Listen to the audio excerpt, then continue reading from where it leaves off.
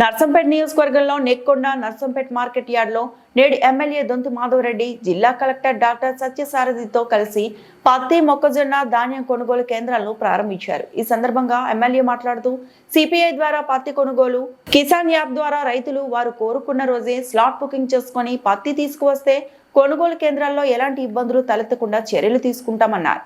అదేవిధంగా ధాన్యం మొక్కజొన్న రైతులను ఎలాంటి ఇబ్బందులకు గురి చేయవద్దని అధికారులను పౌరులను ఆదేశించారు. రైతులు కూడా తేమ శాతం ప్రభుత్వ నిబంధనలకు లోబడి ఉండేలా చూసుకుని తీసుకురావాలని కోరారు.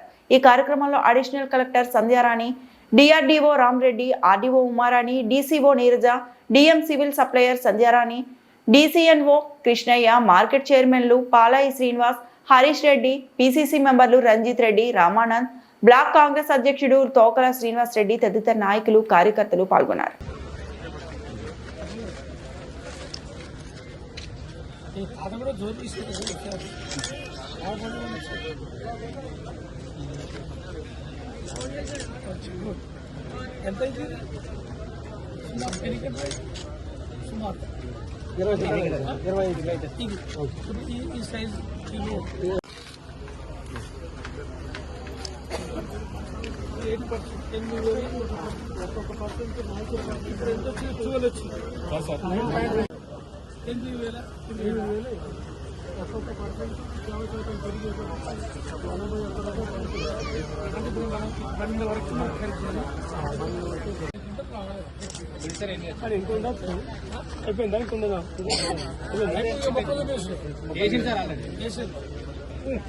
మరిన్ని అప్డేట్స్ కోసం మా ఛానల్ ని సబ్స్క్రైబ్ చేయండి.